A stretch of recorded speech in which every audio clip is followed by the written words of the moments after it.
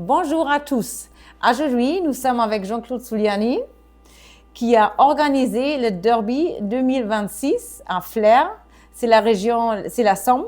Et il a organisé le Derby pour le Pointer Club français. Très contente que tu es là, Jean-Claude. Mais bien sûr que je suis très heureux d'être avec vous et puis de participer à votre Field Dog TV. Field de Dog. Ouais. Ouais. Ok, super. C'est un grand plaisir même. Moi aussi. Merci. Raconte-nous, tu as organisé le Derby pour le Pointer Club. Pourquoi tu fais ça et quel défi cela présente? Alors, pourquoi je fais ça? Ouais. Bon, déjà pour le Pointer Club, j'ai organisé, oui, vraiment, parce qu'ils me l'ont demandé, et c'est avec un grand plaisir que j'ai voulu organiser ça pour le Pointer Club. Pour quelle raison? Je vais te dire, Johanna, ça fait, je suis adhérent au Pointer Club depuis de nombreuses années, et depuis mon premier permis de chasse, j'ai toujours eu des pointers avec moi. Voilà. Ah. Donc, j'ai toujours chassé avec des pointers et c'était l'époque où est-ce qu'il y avait quand même à cette époque-là énormément de perdreaux. Et on aimait déjà un petit peu la compétition entre nous avec les chiens à la chasse et on cherchait toujours d'avoir le meilleur chien pour chasser. Et puis pour cela, pour trouver les meilleurs chiens, c'est par le bouche à oreille, tiens, tu vas voir un tel, tu vas voir ceci, tu vas voir cela. Mais en réalité, j'ai vraiment, c'est à travers les concours de field et pour aller en chercher un peu mieux en prenant des jeunes chiens, on me dit, tu vas, il y a le Pointer Club, il organise un derby depuis très longtemps. Donc là, ce sont des jeunes chiens qui sont présentés et là, tu vas trouver la perle rare, généralement. Voilà pourquoi je suis arrivé au derby et puis ça m'a permis de sélectionner des chiens que j'ai pris par la suite. C'était la chasse en début, pas le concours. C'était la chasse au début. En début. Et comme ça, tu es arrivé au derby à la fin. Voilà, c'est le bouche à oreille qui Ah, c'est intéressant. Okay. Je suis arrivé au derby par le bouche à oreille parce que j'avais des amis qui étaient déjà dans le jeu. Voilà, c'est exactement ça. Ouais. Ah, très bien. Et c'est la première fois que tu organises le derby? C'est la première fois que nous organisons le derby. Nous avons eu l'année dernière une batterie, je pense, qui nous a été mise sur nos terrains, mais c'était pas le derby vraiment du début jusqu'à la fin. Voilà. Ok. Et tu penses tu vas continuer comme ça? Tu penses que tu vas organiser peut-être l'année prochaine une derby? Je le souhaiterais bien, tant que on puisse conserver nos terrains avec c'est vrai que les oiseaux ça diminue, mais bon, on fait le maximum pour essayer d'en conserver. Mais après, là cette année, le Pointer Club, à travers son bureau et puis son président, ils nous ont confié la charge d'organiser. Donc on était contents, ça faisait quelques années qu'on demandait pour essayer d'avoir le derby, parce que je trouve que c'est une réunion vraiment du pointer, il n'y a que des pointers, déjà pour commencer, et puis on voit à la base, on voit des bébés grandir et puis tout, et puis l'avantage que nous avons avec ça, c'est qu'on a pu coupler quand même une batterie de couple et puis de solo, mais avec des chiens plus âgés. Voilà. Okay. Donc, c'est vraiment pour moi la fête du pointer. La fête du pointer, ok, très bien. Voilà. Super, ok. Jean-Claude, quelle importance le derby il est pour toi? Il porte quoi, le derby? Je comprends ta question. Bon, le derby, l'importance du derby, je te l'expliquais avant, c'est d'être tous ensemble avec des jeunes pointers. Mais la réalité, vraiment, le derby des jeunes, ça permet de pouvoir juger des chiens avec des qualités naturelles, plus du dressage, qui peuvent en faire des champions et avec certitude, ça c'est obligatoire, des grands chiens de chasse. Ça, c'est sûr. Après, personnellement, j'ai la chance d'avoir Franck Hanas Days. Il a gagné l'Euro Derby en 2018 En Espagne. en Espagne, en Andalousie. Oui, je me souviens très Et il bien. a gagné le Derby 2018 chez nous en France. Pour moi, ce sont des moments inoubliables. C'est ce que je souhaite à de nombreuses personnes. Ouais. Je suis ému. Je comprends. Ah oui. Oui, mais Ouais, même c'est pour vrai. moi, c'était ouf. Ouais. Je vous assure que c'est quelque chose qui... Qui fait battre le cœur. Ouais. Ouais, Ouais. Je suis d'accord. on pense qu'à ça toujours. Ouais. On met la confiance dessus et tout. C'est vrai. On croit, et un jour on arrive. Oui, C'est difficile à dire, mais le ressenti, je l'ai. Ça, c'est certain. Non, c'est clair. Ah ouais, ah Ouais. ouais. Mais enfin, Ouais. et je le souhaite à beaucoup de monde. Ouais, ouais. Parce que c'est quand même, ce sont des chiens qui deviennent des champions. C'est obligatoire. C'est dommage ce qui lui est arrivé à Daes, mais bon, c'est un accident, c'est tout, basta. Ouais. Ouais. Oui, et pour faire comprendre les gens, l'espoir tu mets dans une chien, le travail, la confiance au dresseur, c'est beaucoup de choses. Et que tu arrives à la fin là, c'est un truc. Hein. C'est certain parce que bon ben c'est des jeunes chiens, mais à ce niveau-là, c'est des chiens qui ont des qualités plus que naturelles et qui ont déjà subi un travail de dressage. Donc il faut qu'ils aient quand même des choses supplémentaires et sont jeunes. Bon, c'est quand même pas facile de faire accepter un dressage. À cet âge-là. À cet âge-là. Hein, c'est je suis compliqué. d'accord. Parce que les règles du jeu, elles sont strictes. Faut Oui. pas se tromper. Hein. Oui, oui. On est vite mis à la porte. Hein. Oui. Et à mon avis, ça, c'est aussi la difficulté Ouais. pour le chien des derby.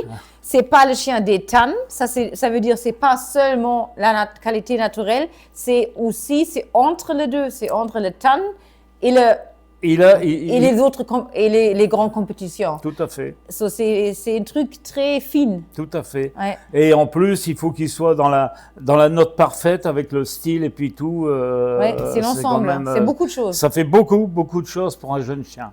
Exact. Ah, ouais. En plus. Ouais. Ah, ouais. Ah, ça pour moi, c'était un grand moment. Ah, Oui, oui, j'imagine très bien. Toute ma vie, je voulais. Ça. Ah, ouais. Ouais. Ok, très bien. Jean-Claude, c'est plus en plus difficile notre situation de chien field. C'est plusieurs raisons. C'est les perdrix qui sont disparus, c'est l'agriculture qui arrange pas les choses. C'est la possibilité pour beaucoup de gens entraîner leurs chiens. Et oui, dans l'ensemble, c'est difficile en ce moment. À ton avis, qu'est-ce qu'on peut faire pour améliorer la situation pour notre patient, pour notre chien field? Je comprends bien ta question, Johanna. C'est certain que ça devient une situation relativement compliquée.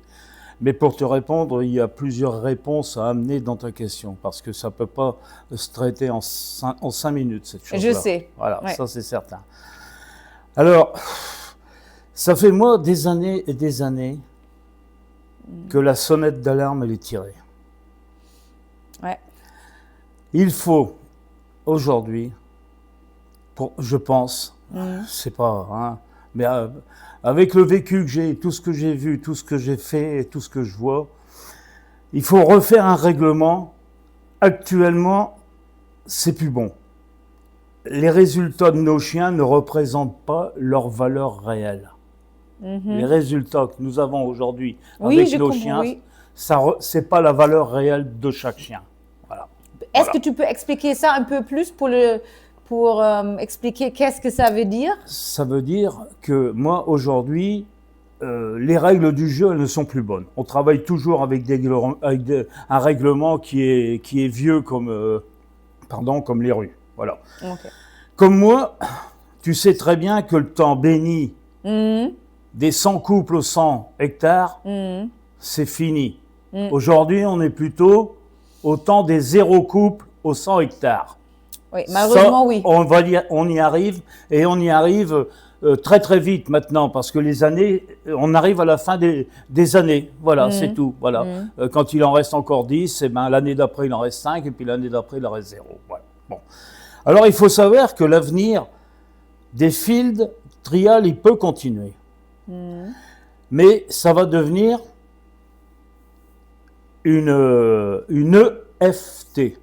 Je vais t'expliquer ce que c'est qu'une EFT. S'il te plaît. C'est une entreprise de field trial. Ouais. Avec, pour ça, une gestion très lourde et onéreuse. Ça va coûter beaucoup d'argent. C'est ça. Oui. Au même titre qu'une entreprise privée. Ça va se gérer logiquement de la même façon, parce que là, ça va être que du business. Et beaucoup de moyens, ils sont à mettre en œuvre pour pouvoir respecter un cahier des charges et les règles pour redonner les vraies valeurs aux qualités des chiens, qui est l'enjeu principal des field trial pour moi. C'est le chien qui est l'enjeu principal des field trial. Et pour qu'il en soit l'enjeu principal des field trial, il faut qu'il y ait des oiseaux. C'est ça. Donc automatiquement, pour qu'il y ait des oiseaux, c'est ce que je dis auparavant, il faut mettre en place les possibilités de conserver des oiseaux. Il y a tout un travail qui va venir se greffer autour.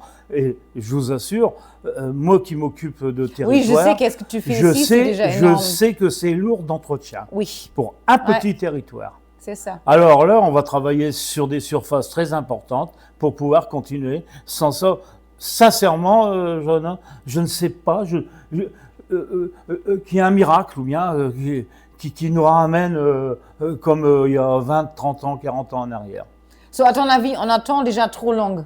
En espérant, ça va revenir, les perdreaux, mais ça va pas passer seul. Hein? Non, mais on a eu ça et on a ça. Bon, on en connaît quand même certaines causes de ça, mais en plus, depuis quelques années, nous avons quand même la planète qui se réchauffe, donc il y a des changements partout. Oui, c'est même ça, c'est pour clair.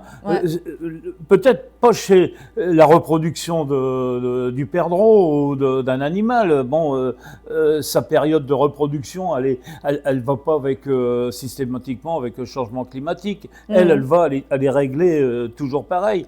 Mais le problème, c'est qu'il y a les cultures aujourd'hui, avec le changement climatique, elles sont avancées parfois d'un mois, alors que les oiseaux, il y en a qui ont pondu, les nids, ils sont cassés, ils sont disparus, toutes ces choses-là. Voilà. Ouais. Donc, c'est quand même un sujet très délicat. Voilà, le mot c'est exact, c'est délicat parce qu'il y a tellement d'enjeux financiers de tous les côtés que c'est vrai que on est obligé de faire en sorte que tout le monde s'y retrouve, mais pour s'y retrouver, le chien il en est tributaire. Aujourd'hui, comment tu peux réellement... il y a quand même trop de chance dans un résultat aujourd'hui pour un chien. Oui. Voilà. C'est pas forcément le meilleur chien qui gagne aujourd'hui. Je sais. C'est celui qui a la baraka, qui a la chance. Voilà. Hein? Et celui qui est meilleur, avec toi. Il va tomber sur une chose qui va pas, ça va pas le faire. Voilà. Ouais, c'est ça qui est moche. Oui. Enfin, moi, je raisonne comme ça en tant que compétiteur. Et puis, on n'est plus dans le thème de la chasse, là. Hein. On est dans le thème plutôt... sélection. Sélection pour la race. Toutes ces choses-là. Voilà. Ouais. Voilà. Oui, mais comment... Ton idée, c'est bien, je pense, mais comment tu veux parler avec les gens pour donner l'argent pour cette entreprise?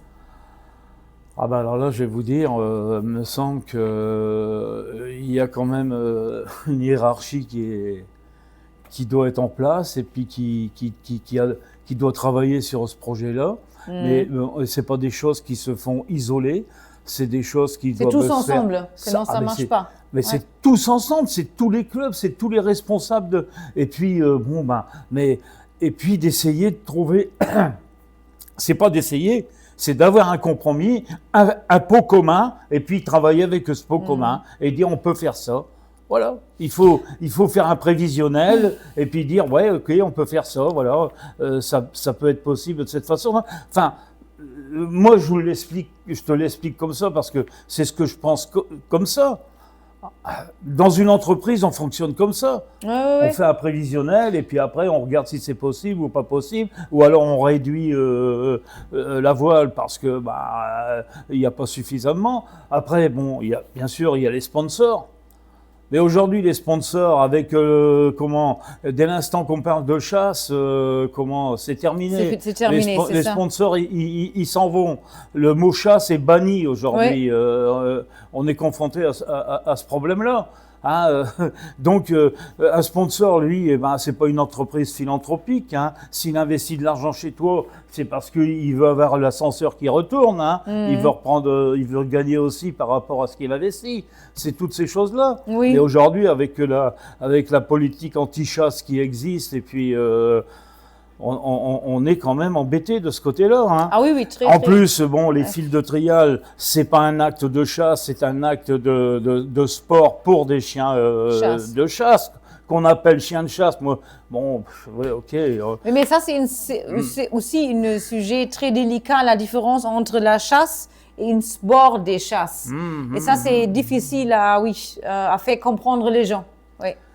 Les gens, celui qui est impliqué le comprend très facilement, mais oui, malheureusement, les gens qui sont impliqués, mais pas les autres. Mais malheureusement, on est reconnu par qui? On est assimilé complètement à un chasseur, oui, c'est vrai. Avec tout ce qui traîne sur le chasseur. C'est pas le meilleur en ce moment. On s'est arrangé pour pouvoir le faire passer pour une personne qui, en réalité, elle est différente de ce que les gens y disent. Hein.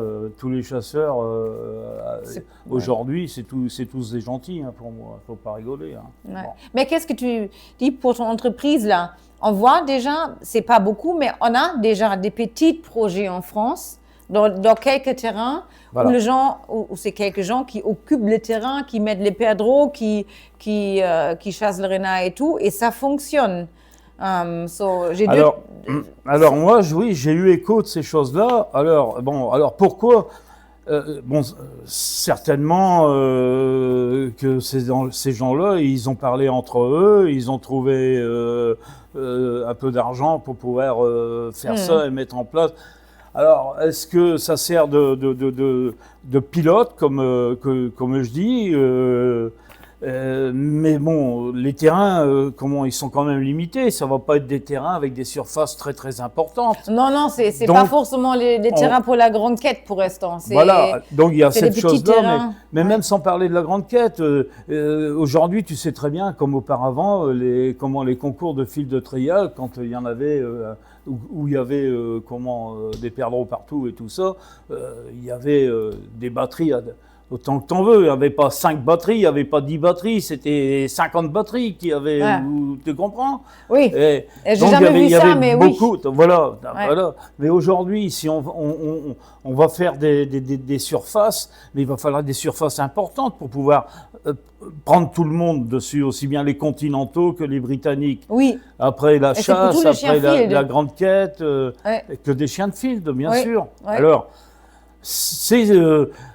on ne peut pas faire ça sur 5000 hectares. Hein. Non, ça marche pas. Alors, sur 5000 hectares, on peut faire un truc pilote, un essai. Et en plus, je vais te dire, même sur des surfaces comme ça, le monde qu'il va falloir, parce que là, c'est 365 jours sur 365 pour surveiller le territoire. Oui, c'est le piégeage et puis tout ce qui s'ensuit. Ça, c'est du travail. C'est travail énorme. C'est ça qui va coûter beaucoup d'argent. Prendre les oiseaux, les mettre, ça coûte pas cher. C'est tout le travail qu'il y a derrière. Ouais. Ah ouais, moi je le ressens comme ça parce que je le fais. C'est pas les oiseaux qui coûtent cher. Non, c'est le travail derrière. Le travail constant, c'est 24 heures, pas 24 sur 24, mais c'est 365 jours sur 365. Il faut avoir des gens spécialisés dans le piégeage. C'est tous les jours, les jours. Voilà. Ah, c'est un travail énorme, c'est énorme. Mais c'est possible. C'est ça c'est les questions. C'est possible à ton avis. Mais c'est possible, oui. La preuve que ça marche. Napoléon, il l'a dit, hein, quand on veut, on peut. Hein. Super. Ok. Génial, Jean-Claude. Moi, je ne sais pas si c'est génial, mais Non, bon, c'est ça qu'on veut un peu. Là, je te réponds comme c'est toutes des choses qu'on a déjà bien discutées ensemble depuis un Oui, certain temps. Mais Voilà, c'est sûr. à mon avis, tu as raison que tu restes positif dans ton esprit. Mais bien sûr qu'il faut rester positif. Sans ça, demain, on ferme la porte à tout. Et actuellement, Oui, avec ou tous on les reste dans les pays étrangers, Serbie, Roumanie, Pologne, Espagne. Non, mais oui, mais la politique de ces territoires-là, de la chasse n'est pas la même que chez nous en France. Non. Nous, en France, la chasse, elle est régie par l'agriculture et tout le reste, par toutes des sociétés de chasse indépendantes, propriétaires et tout. Mais des pays, comme tu viens de me citer, c'est eux les patrons là-bas, ils font ce qu'ils veulent sur les territoires. Oui, c'est vrai. Les gens, ils n'ont rien à dire. Mais en général, c'est comme ils décident de ça, ils décident de ça. Moi, j'étais en Pologne et tout, j'ai vu même virer les gens qui travaillaient dans les champs pour laisser la place aux chasseurs, hein, il y a des années en arrière. C'était comme ça que ça fonctionnait. La chasse, c'était comme ça ramenait... Ça leur ramène tellement de devises aussi que bon, ça fonctionne comme ça. Mais je crois, je ne sais pas, en France, avant c'était comme ça non, aussi, non? Non, en France, ça a toujours été régi par, je pense, c'est l'agriculture qui régit ça, et puis des sociétés de chasse. Ils sont propriétaires de leur chasse. Oui. Ils prennent, voilà, Mais bon, en France, il n'y a eu qu'une époque, c'était en Alsace. Je ne sais pas si aujourd'hui en Alsace c'est encore la même chose, mais en Alsace, la chasse appartenait à la commune. Comme en Allemagne.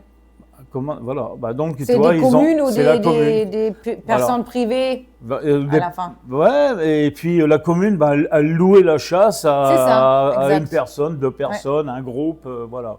Ça fonctionnait comme ça. Oui. Voilà. Tandis que chez nous, c'est pas pareil. Nous, on va prendre 10 000 hectares, peut-être qu'on aura 10 sociétés, ou 15 sociétés, ou 5 sociétés sur les 10 000. Et il faut mettre tout le monde d'accord. Alors, plus il y en a, plus c'est compliqué, moins il y en a, on y arrive. Mais moins il y en a, ça veut dire que c'est des gros propriétaires, ils sont peut-être pas non plus les plus simples non plus. Mais aujourd'hui, les fédérations, elles en sont conscientes, et puis elles nous aident énormément de ce côté-là. Ça, c'est déjà important. Les fédérations, il faut leur dire merci parce que ils sont en train de faire pour le petit gibier quand même. Comme résumé, c'est vraiment, on fait tous ensemble, on peut arriver. Mais c'est pas des... Isolés, pour moi, je pense pas, des îlots comme ça. Chaque personne fait son petite soupe, ça marche pas. Non, ça peut pas marcher. Okay. Moi, je pense pas. Non, moi non plus. Je pense que c'est une bonne idée, ton entreprise. Non, je pense qu'il faut essayer de regrouper au maximum une surface et puis travailler dans cette surface-là et dire, voilà, puis trouver avec des distances peut-être de 30-40 km des territoires pareils pour pouvoir organiser des beaux concours et peut-être pendant plusieurs jours en même temps. Ça permet 30-40 km, les gens ils se déplacent pour y aller. Facilement, ça c'est pas le problème. Voilà, ça c'est pas le problème. Voilà, centraliser quelque chose et puis tourner autour de ça. Moi, je pense que ça, c'est pas. Ouais. Et je pense que c'est comme ça qu'il faut arriver à travailler. Alors, pour faire tout ça, il faut l'aide de tout le monde. Il faut avoir l'aide. Les premiers, c'est les fédérations, avec leurs techniciens, d'aller trouver déjà toutes les petites sociétés, les sociétés de chasse, bien expliquer les enjeux et tout ça qu'il y a derrière ça. Et puis après, avec les clubs canins, pouvoir créer des choses. Voilà, je pense que c'est ça. Ouais, je pense que c'est une bonne idée. Dis-moi encore à la fin, ça s'appelle comment ton entreprise? À l'entreprise, pour remarquer les gens. Écoutez Jean-Claude Zuliani. La EFT, c'est l'entreprise de fil de trial. Bravo. Merci beaucoup, Jean-Claude. Écoutez, je te remercie. Je vous remercie aussi également j'espère dans ce privilège de parler. Et j'espère dans quelques moments plus tard, on parle encore et peut-être cette entreprise s'est déjà réalisée. On verra. C'est peut-être une boutade. Merci beaucoup, Jean-Claude. Je te remercie. Okay. Voilà.